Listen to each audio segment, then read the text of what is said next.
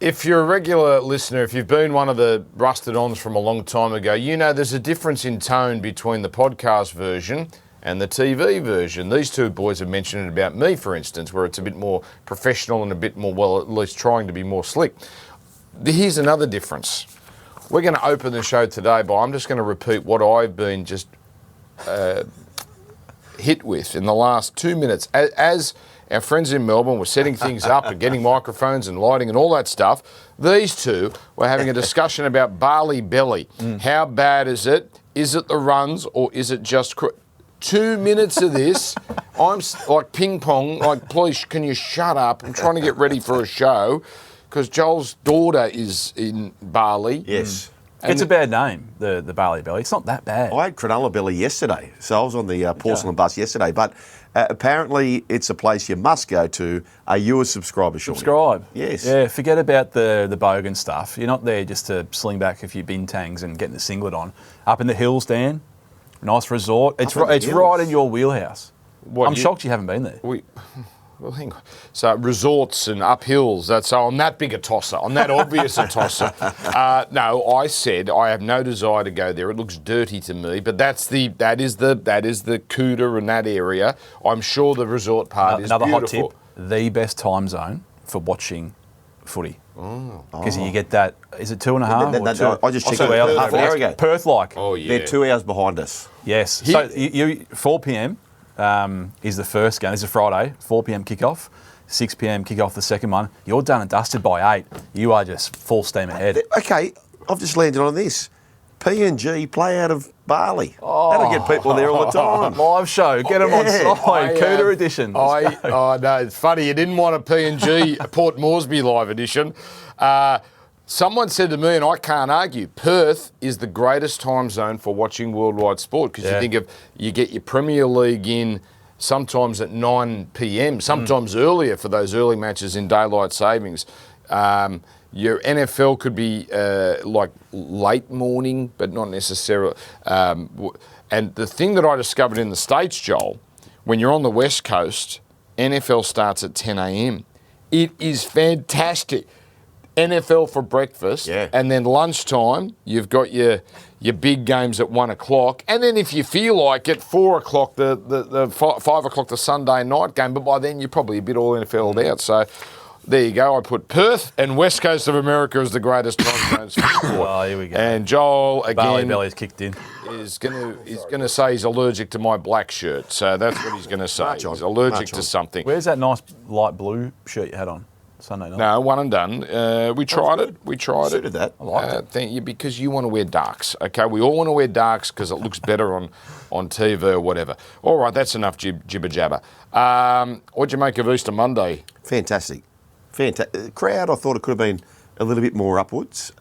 Big crowd, but I'm saying I felt sellout was on the cards.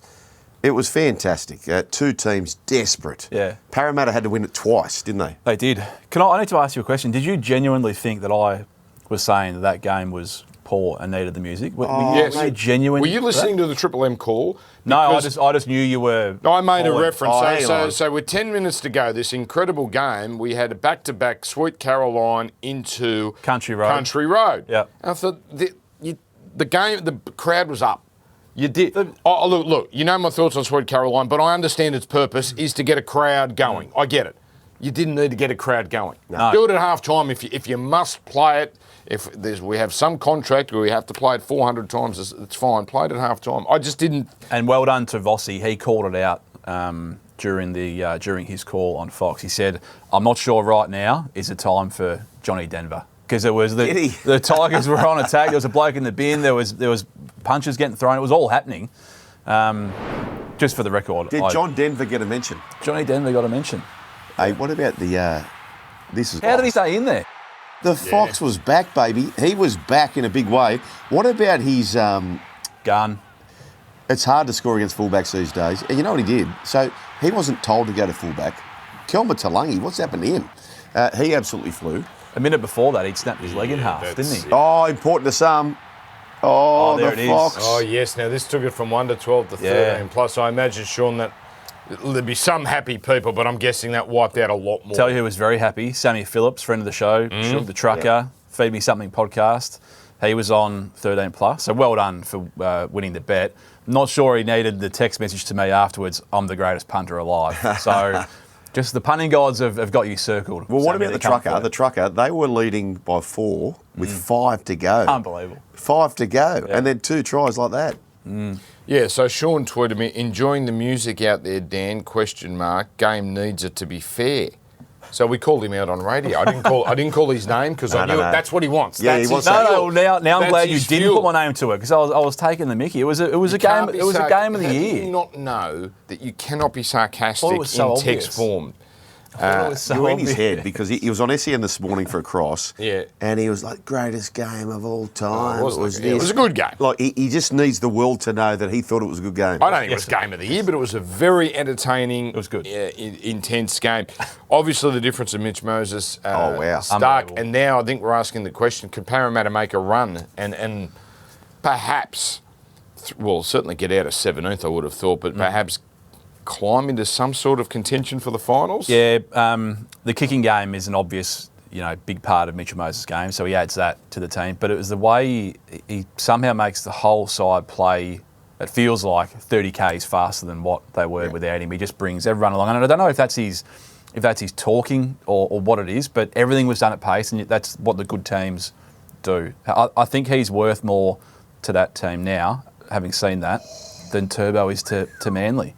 Not comparing them as players, they're different, but in terms of difference to that team, the biggest percentage difference from them winning and losing a game. Okay, can't we test this? Can you go to your traders and say, what would the start be this week? Who is Parramatta playing this week?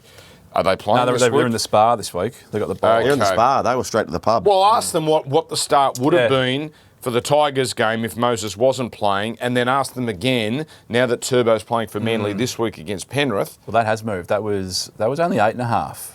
I'm pretty sure before Turbo lobbed on the And what's team it, sheet. 4.5, 3.5? Might be 5. We'll get to that in a moment. So Cleary now, his numbers go up with Sans Luai. Yes. Yeah. We're somehow forgetting about Cleary's impact. Yes. No, Conversation. It's but there. in the past it hasn't been so. No, it hasn't been. Can I ask, please, because you're good at this when you come up in your graphics, next week, the statistical analysis according to the traders and top 5 most influential. Okay. Who's your guess, Dan? Turbo was clear number 1. Cleary's there now without Luai. Cleary's there.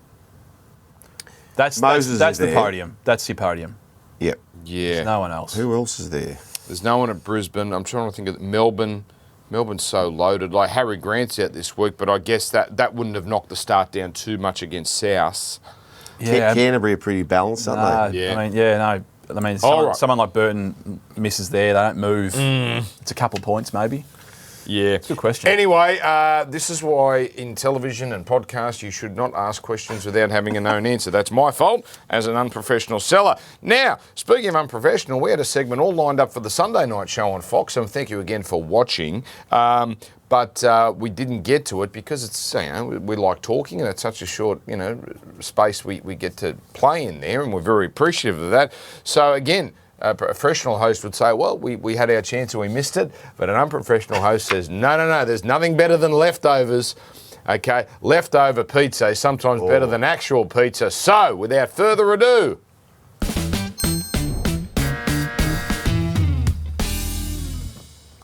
Yes. I'm buying last week, carried over to this week, Dan. Now, I'm not a wrestling nuffy, Shug. I don't think you're a wrestling nuffy either, but the whole world knew it was Wrestlemania. And the way our man right here effortlessly just somehow managed to get a great part of the wrestling lexicon into his call. Let the audio do the hard work. Now, it's Bradley. It's a beautiful pass. Nicarima. Ray Stone is over. That's the bottom line because Ray Stone said so. Oh, damn. That's the bottom line because Ray Stone said so. It should have happened after a big tackle when, because Stone Cold, the rock... Stand over. Not the rock bottom, that's the rock. No, the stunner. And because he can cut a bloke in half, but it just came into my head at that particular... Beautiful. He had a great game. That was his second try, wasn't it? And what a night that was. We've had some Friday nights where you're going, geez, we might have to polish a bit of a A turd. Bali. I went to bed. Yeah, you've done that. I tell you what, I reckon that's the third time this year you've gone to bed on a Friday. Yeah, Friday night, because that's the end of my week, right? So that's I get the Saturday's my only day off. And I went to bed and I thought, I couldn't believe the score when I checked it. Yeah. And just on our man Ray Stone, I think it's the first time in history a player has scored 2 tries in a match, both off flick passes. Yeah. Both. Who was the other flick pass? His second try was also, or his first try. Melbourne, can we load up an impromptu Bambi, please? I'll give you a few seconds to load it up, but just hit it when you are ready. They'll both flick passes. Dolphins, see, I told you Dolphins are better than when they were on forward, you all wrote them off. Thank you, Bambi. So you brought up Wrestlemania. I wasn't going to bring this up because it's niche and basically an adult talking about Wrestlemania is something a bit weird about the adult. Hello. Wrestlemania sucked.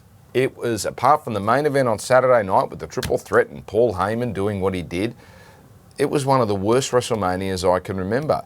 Bad writing. The Cena match was predictable. A lot of this other stuff there, Travis Scott, you got to explain to me the whole Travis Scott. He's a rapper and he got involved. Logan Paul, I think, is a real talent, as hateable as he is, but even the audience seems to have just got a bit flat on him.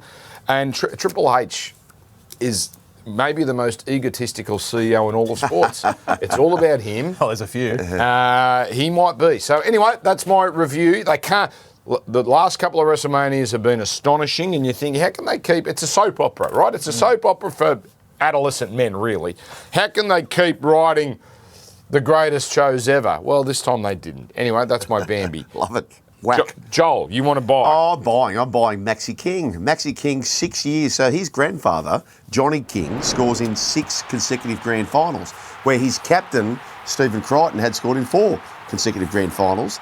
He breaks the drought, and that was just wonderful stuff. I wouldn't be surprised if he goes back-to-back this week, by the way. And also a shout-out to Josh Kerr, the Big Boppers. It's a real year and flavour of front rowers crashing over. Josh Kerr in a milestone match. He scores a try. If you check out the NRL Weekly Hub on the Sportsbet app, Twal, game 150. Blake Laurie, game 150. Prolific non-try scorers. Either one of those to score this week, I could just feel it. You'd want good odds for that. Twal, I could see. Laurie doesn't get on.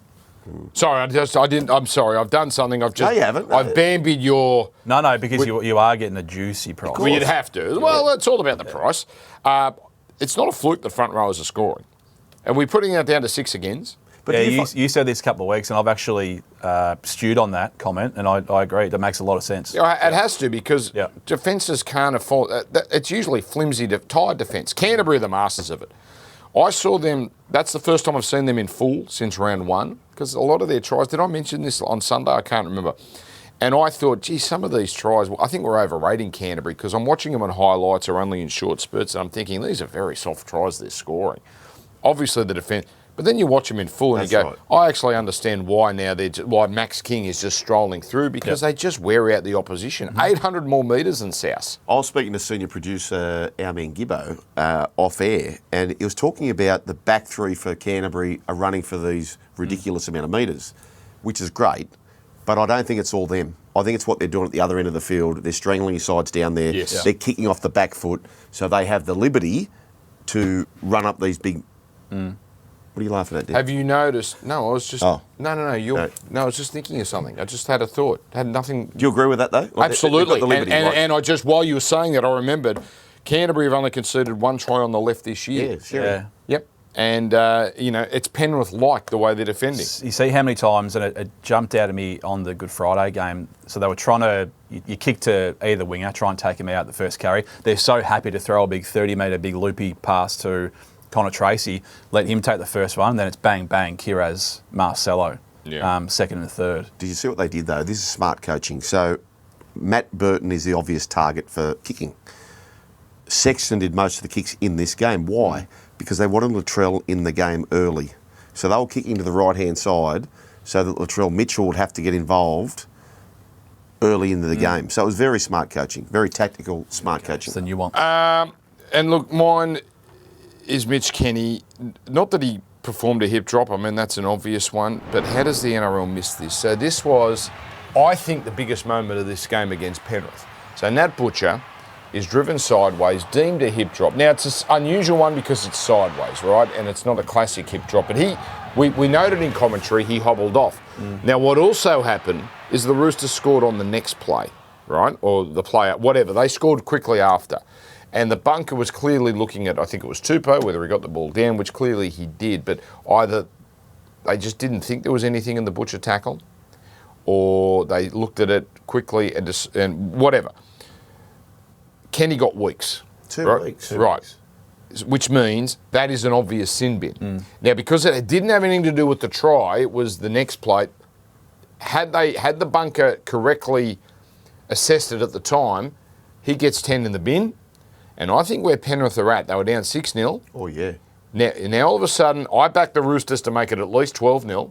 And now, instead of Penrith going back to their grinding football and looking like the team of the last 4 years, I think that non-decision meant we didn't get to see Penrith on the back foot playing catch-up again, which they can't do. They haven't been able to do this year. We've seen it every game.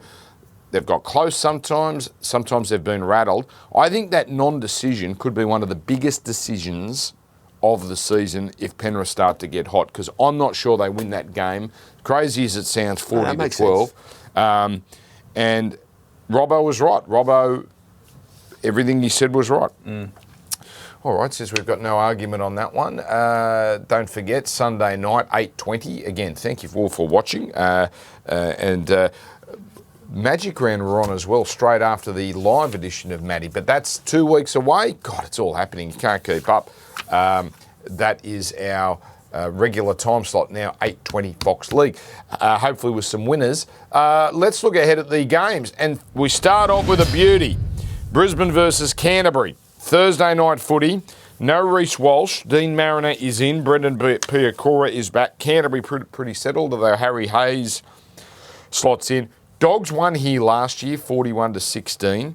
So I tend to think, Sean, before I find out where the market's going, Brisbane's big pack might be a problem for Canterbury. I think big packs, Canberra, Brisbane, might trouble Canterbury, but didn't trouble them last year, although I think Payne Haas might have got injured in that game. Anyway, number 2 attack, Brisbane. Canterbury 6-0. 6-0 teams. In the NRL era, there's been 11 of them. 9 have made the top 4. 6 of the 11 have been top 2, which I think is where Canterbury are headed.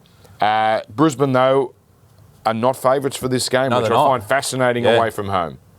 You said just outside, Shug, imagine at the start of the year, you're shown this as the betting market. You think, what the hell has happened? Broncos outsiders, well spruiked at the start. Walsh is the key. This has moved about 6 points. They were 2.5 point favourites thereabouts last week. On the back of him or just otherwise? Well, 2 things. Doggy's big win. Yep. Broncos lose. You compound that with Walsh as well.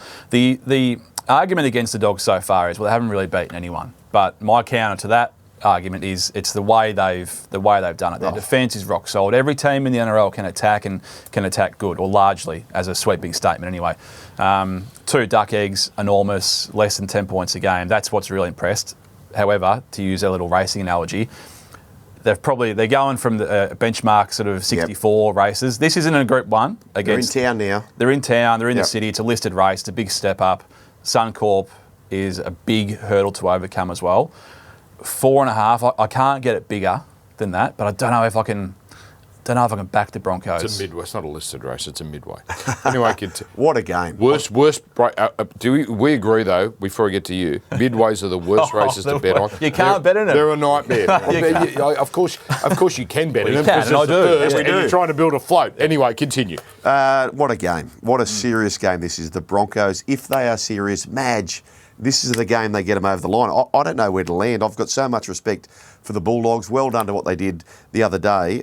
I think it's the biggest Broncos-Bulldogs game since the prelim of 2006. Remember wow. That? Where they were gone. Yeah. Willie Mason's chirpy at half-time. Yeah. He's gone. They come out. Sean Berrigan, he had some teeth. Some are there, some aren't. He just comes out and marched on, and the big game wins the Clive Churchill next week. The ROI on chirp at half-time in big games, not good. Not good. Not good at all. Good. No. I said to my mate, because, you know, I grew up at Doggies, but we're there at the football stadium, and they were up 20-6, and I said to him, Dogs aren't going to win this.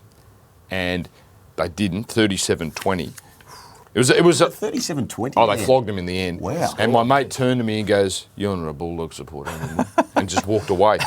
That was the end of that chapter. I think, Joel, so which way are you going here? Oh, look, I've got to stay with the Dogs. Too much respect. I think it'd be unfair to go against them. I want to talk about, you mentioned this earlier, about the tries being conceded for the Bulldogs, or try causes for that matter. What about the left part of this page, which is the upper page as you look at it? Is vacant. There's nothing there. Yep. Try causes, so even the one try they've conceded on that side, it didn't start on their side. That is unprecedented. Yeah. Isn't it? So that's Canterbury defending, running to the southern end, to Yes. the right. Yeah. So it's that left side that is just ironclad as we look at the desperation. Scramble defence, sure. It's it is elite. And all those red marks on the heat map there, the first 2 games of the year they played, there was caveats all over the shop. There was injuries. There was Crichton had cramp down one end of the field when the money man went over. There was they are red hot. So my sauna partner. Oh, here we go. Here we go. Okay. Let's just drink this. They could be the 3 best words ever uttered on this show. My sauna partner. Yeah, Bronson Cherry, who's been instrumental on that left-hand side. There's a bet type, who scores the most out of him and Stags. Ooh. I like that. They're not conceding any. If he pinches a try, every chance that he has outscored Stags.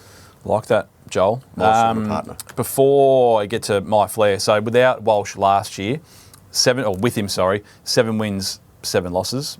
Now, they had a bit of a poor year. They were missing a whole host of players, Reynolds, Payne Haas, the rest of it. But they were averaging 24 points per game in attack. Without him, 3 wins, 7 losses. Naturally, it's going to come down because you're losing, but it's almost a try, somewhere between a try converted try difference. The Flair, it picks itself. Broncos, 0 to 10 points for me, averaging 9.7. The last time a team bettered this 6-game rolling average was the Panthers in the middle of 2023. Yeah, that sounds right. And then they were elite back Exact then. total points 0. You're going back again. No, you just have to, don't you? You have to, yeah. You have to. I like Bruce Walsh, and I wish he was there, but I really like Selwyn Cobbo at fullback. Really? I think big ball runner. Wow. I don't think that's I think against Canterbury, They lose a lot.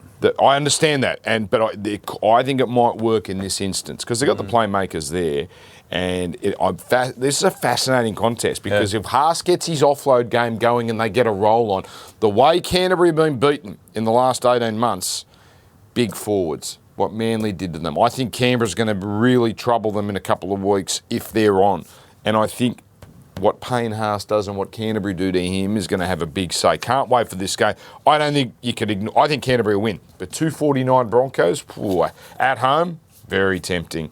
Now, let's go to the traditional Anzac Day game.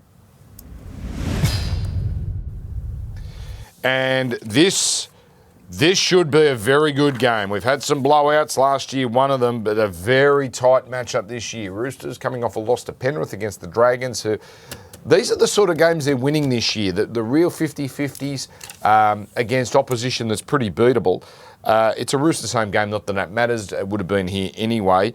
Dragons have won 2 straight. They've strangely got the number 4 defence. I say strangely because you don't know them as a defensive team. Roosters this year at Allianz are 0-3. Wow. And there's some very good individual battles, Joel Kane. In the off-season, the Roosters slept the night at Allianz. So that did not work so far. They had a sleepover on the field. They slept on the field to make it their fortress. Well, it's hardly been a fortress to this point. Hang on, are you making this up? No. How did this get out? You mean they slept in rooms, or you're saying they camped out? Under the Correct. stars. They camped out under the stars. They camped Well, how out are you going to play at the stadium? How are you going to play properly if? Am I breaking news here? I hadn't heard it. Yes. How are you going to?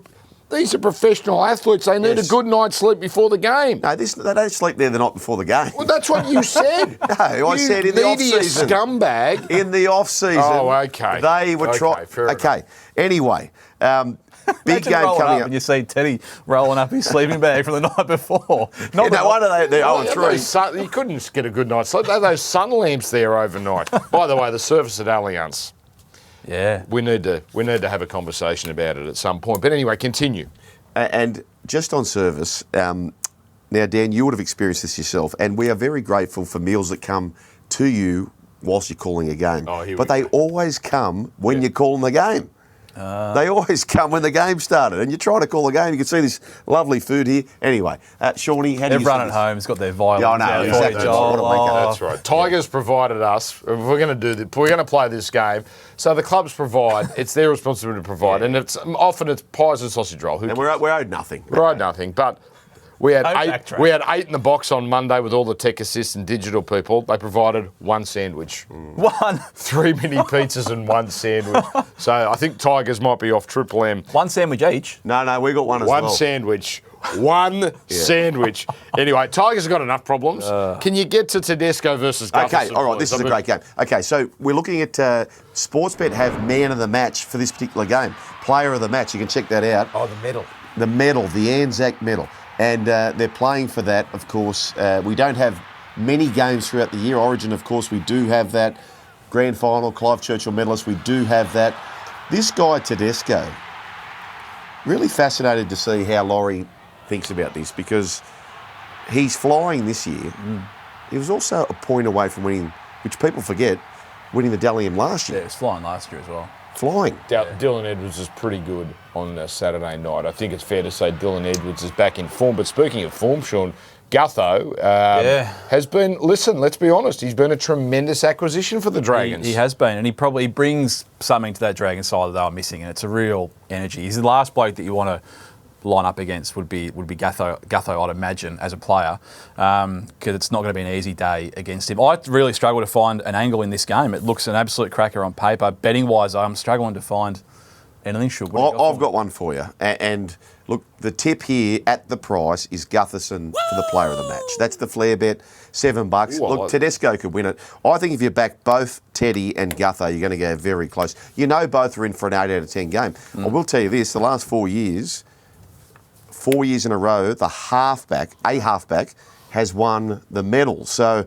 Sammy Walker's won it twice. I did the same research the other That day. is the find of the year, and he mightn't get anywhere near man of the match. I'll tell you why it's the find of the year, because with all due respect to Flanagan and Ilias, you don't expect star performances from those two halves.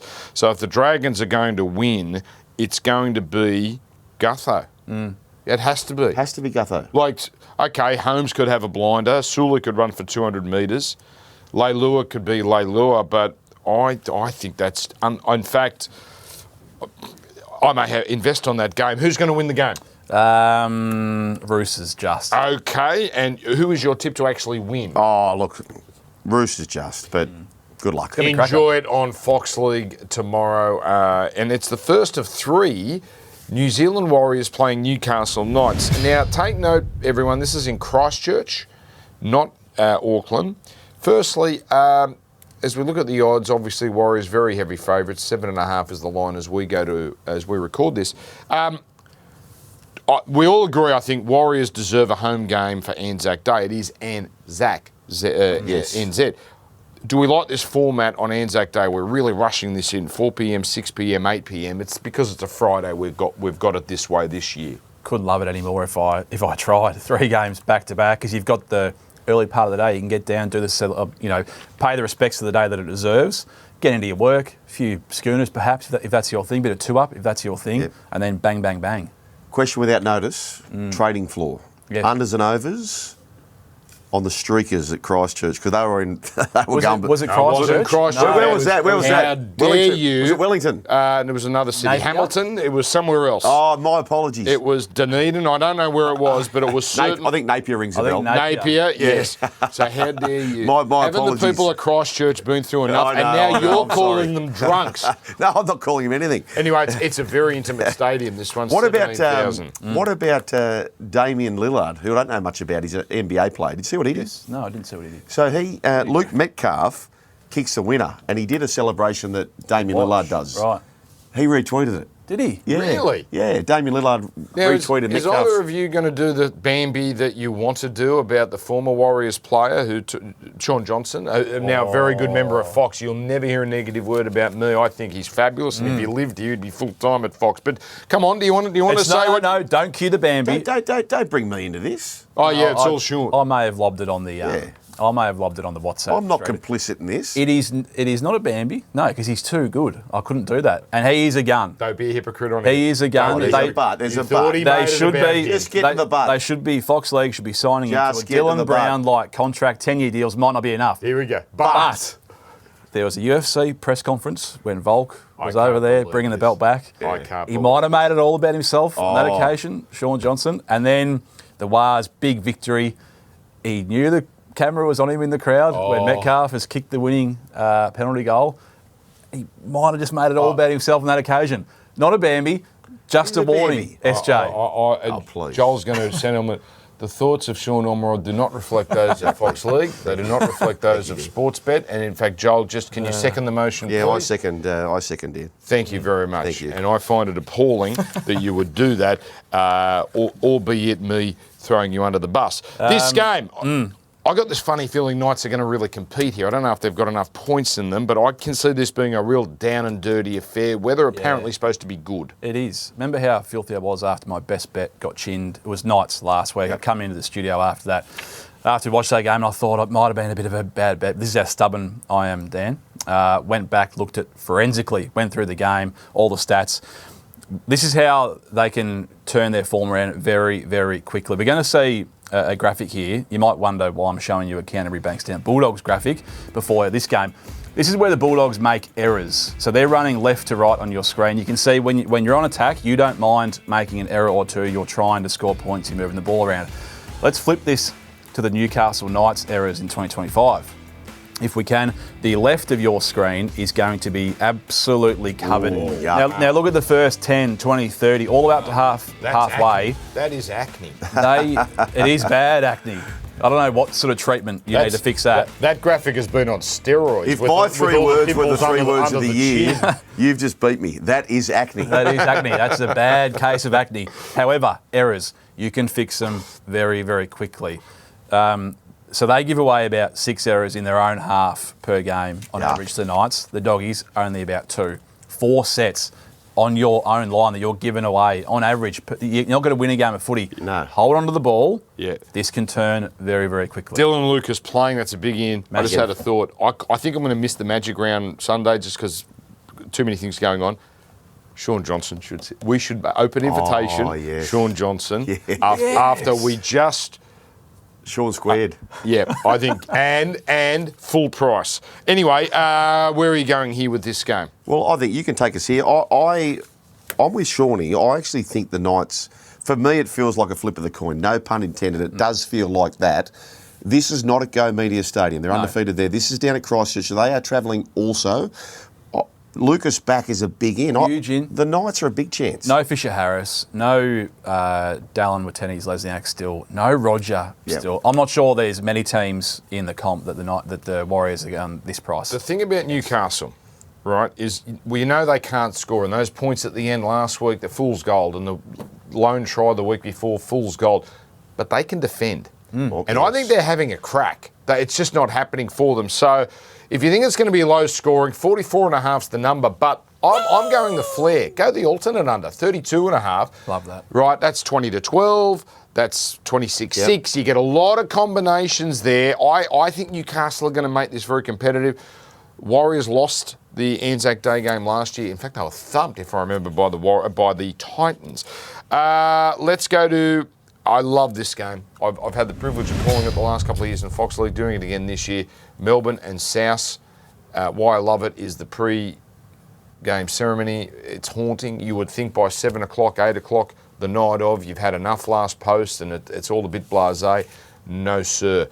I hope the game's not blasé, despite Harry Grant not being out, not being there. $1.21 Melbourne and about 13.5. Now, South Sydney's changes, Joel, are fascinating. Latrell goes back to fullback, so Jai Gray wears the brunt of their inept attack of the last week or two. Jaden Sullivan back, so he pairs up with Cody Walker. Bronson Garlick in for Harry Grant. I think the start's actually too much, but I want to hear your opinion on this game. Well, Jai Gray had been leading the Dally M's, and then Wayne Bennett said, mate, you've dropped a second now, so you're out. He's gone to the bench. Can you believe that? Like, this guy's coming second in the Dally M's. Will Kennedy, by the way, he's leading the charge in the Dally M's. Will Kennedy, what a season. Joel, you can't crap on the Dally M's the way you do. I'm not crapping on him. No, you do. You say it's a bad set, but then you use it for your arguments when it suits you. Okay, Bennett versus Bellamy. This is a beauty. Looking forward to this. What I want to talk about, though, is the threats they have, the Melbourne Storm, and they just keep producing people. So no matter who's out, they've got Moses who comes into the side, Moses Leo. They've got Anderson who's come in. This guy here, I keep saying it, he's the best winger in the world right now. And then Kane Bradley. Where'd you come from? Kane Bradley was just hanging around, and they are just huge threats for kick targets, aren't they? Yeah. They certainly If you are. get the kick right, it's just about guaranteed a try. Look at this. Yeah. And Bellamy must clearly like the height factor because he's got Suafalango sitting on an extended bench, can't even break into the 17, even with all those injuries. So he likes the big fella in the air. That's a great catch, that one. Just on that, Shawnee, they are so good at the noise, right? So you mentioned Suafalango. How many other teams could have a prodigy like him just sitting there patiently? I don't think many. Without playing, without there being noise around, blah, blah, wants to take them. They are so good at that. Yeah. Well, they're blessed being down in Victoria to stay away from that noise. I can't believe how big the start is here. With no Harry Grant, he is enormous to the betting market here. And a little watch out as we are sitting here right now. Rain expected, 10 to 20 mil. So I think that naturally is going to bring the big start into the game as well. Okay, all right. Melbourne, 14 in a row. They've come off a loss with a win. With a big average margin. Let me just check my notes here to see what that average margin is. It's 21 points. 21 points. The stat that interests me, Joel, 33% of Melbourne tries conceded are by opposing centres. No Jack Howarth this week, so they might just be a bit vulnerable, Melbourne, in that particular region. The stat that intrigues me, you're in your 40s. I've got no idea how you can read that. That is very fine print. But anyway, well done to you, young Dan Gannett. But Joel, please, I didn't even see this, Flair. We're on the same page. Yes, we are. We are synchronised. We're on the same page here. Jack Whiten. Now, you mentioned the weather, so therefore maybe there's fewer tries in the game. So we're going the almond latte. Jack Whiten first, second. What are you giggling for? Well, you got to tell them what the almond latte. The almond latte. I'll explain it because you'll put too much positivity on it. An almond latte is a weak coffee. Right, so instead of going first try scorer, the long black, the strong, he's gone the weak almond, not even full cream milk. Anyway, full cream at $8 if you don't mind. I'll be. And the reason being is that every single week, every game they've played, thanks for the extra woo. The Melbourne Storm have conceded. That's a big wind-up. No, but the named left centre opposing them has scored at least one every week. Yep. Every game. Another game I'm doing, and I'm looking forward to this because I've got a feeling the Titans are going to show up. Cowboys Titans in Townsville. Sean, I'm looking at your Flair. You don't agree with me. Surely this game stinks of points, doesn't it? That's where I'm going down for this bet. Now, we know the Canberra Raiders absolutely tore the Titans' right edge to pieces last week, and I think the Cowboys go left, which they have done with success this year. Murray Talangi scoring tries, 2 or more is my Flair. Love it. Game 100 for him. Fafita back, though, for the Gold Coast, so is Khan Pereira. He was out for a month, and all of a sudden he's back. Fafita. Penrith, mate, it's Hasler, so let's just not lock that in until an hour before kickoff. Penrith Manly, 7:30 Saturday night. Combank, so obviously, a place Penrith don't really consider home yet. And again, Mitch Kenny is out, so Luke Summerton goes back into hooker. And the big one is not the Toff Shipley suspended, as important as that is. It's Turbo Tom is back. The start is skinny. Your thoughts as we start to run out of time here, Joel, but your thoughts on this contest? Well, Shawnee's one of the favourite things he says, best bet, sometimes no bet. I'm so uncertain about, really hard.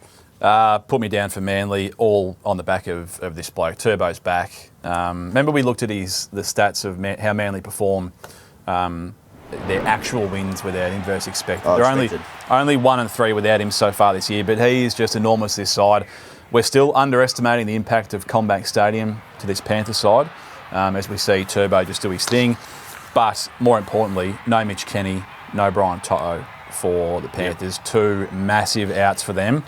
I have to be with the Manly Seagulls here. I can't believe I'm agreeing with you, not because I'm with you, but because we're going both against Penrith. Tungaw's back. So the problem area of the back five or the three-quarter line defensively is no Luke Garner, so it's restored. Right, Flair time, and I'm taking a bit of a flyer here. I try and avoid first try scorers, but I see the odds here. I don't want to go the almond latte that we describe, which is a weak coffee. I'm going the full strengther. Lehigh Hopewadi, $13 first try scorer, left wing. Penrith a little bit susceptible, right wing. All right, let's go to Sunday, 2 p.m, Fox League, Canberra and Dolphins. Dolphins are going well, Canberra's going well. Frank Molo makes his debut for the Dolphins. Going well. They're flying. I know they're flying, 5-2. By the way, I've got 2 stats. I'm going to rattle them off quickly. 2 and 5 teams, 22% chance of making the finals. That's Penrith, 22%. 5 and 2 teams, 86% chance of making the finals in the NRL era. Canberra, -4.5 here. Same side that did a great job last week against the Gold Coast. Understandably, they started fatigued. They're back home, which is a rarity. Dolphins, though, they're putting it together. 3 in a row. A great win over Melbourne.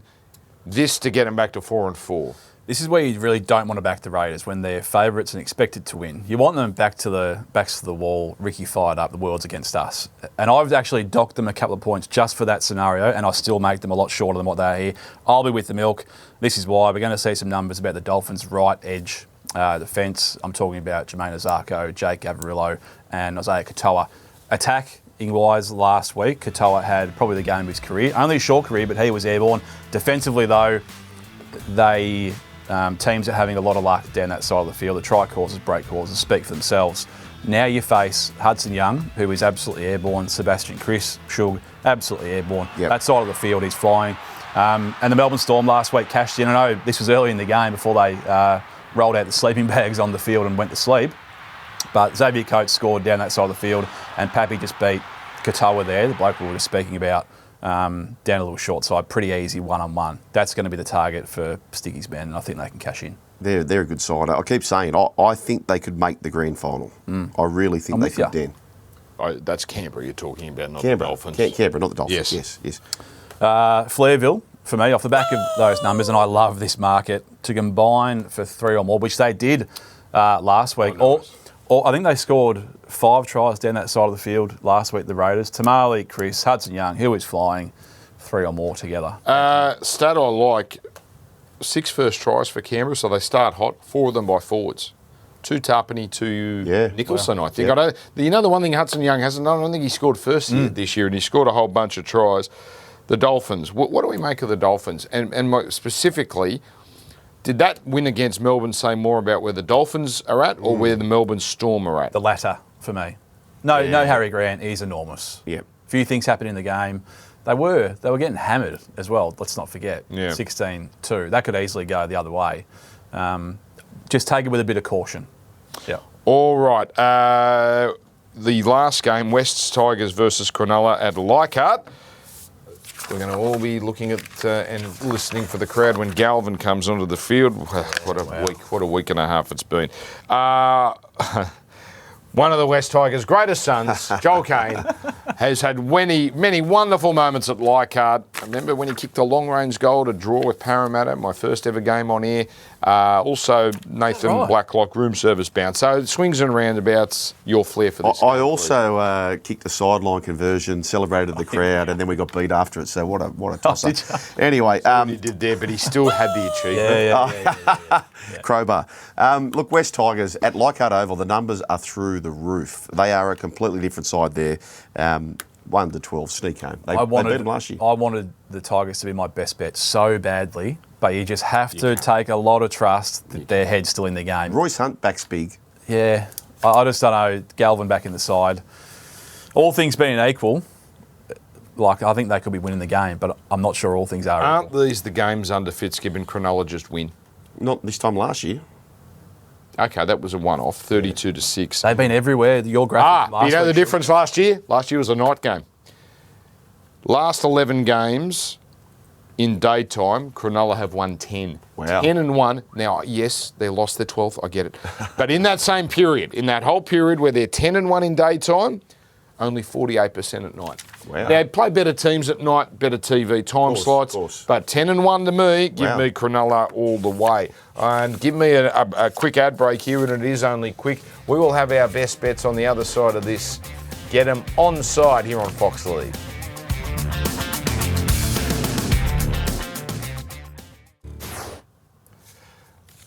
We do it thanks to Sportsbet. They take money on just about everything, including I noticed Wrestlemania bets. Just the European handball, whatever. I've been doing too much research. Let's do this.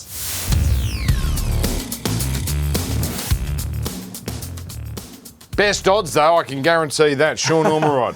They're taking my money this week, the Newcastle Knights, and they're going to give me a nice little return as well. All you have to do, Newcastle, is hold on to the footy. 15 errors per game they're averaging so far this year. About half of them are from there with their own half. Just stop turning the ball over and you could just win a game. While they haven't got Harry Grant, and I think South Sydney could really compete with Melbourne, Ryan Pappenhausen, we're not talking about his form enough. He has been in everything. He has never failed to score against South. There's a stat. Really? Never. I think 6 games. I don't have it in front of me, but an electric record. So Ryan Pappenhausen on Anzac night. They've won 8 in a row on Anzac night, most of them by cricket scores. That's my best bet. I wanted to have Dimich in the European handball, but you wouldn't let me have that. Look, You've had inside information on European handball for years. What's his name? Dimich. Dimich, Yes. right. Raiders -4.5. They were 3.5. We've just missed that. It's important to some, but they're flying. They're absolutely flying back at home. All right. Beautiful stuff. And also beautiful stuff is the fact we're on Sunday night. Hopefully we're celebrating that Raiders win, completing the three-way, and we'll be on 8:20. Oh, don't giggle at that line, Sean. You don't have to go down the gutter. See you Sunday night. The full podcast on YouTube and KO. But again, we'll be back on Sunday night. Do everything you do responsibly. See you then.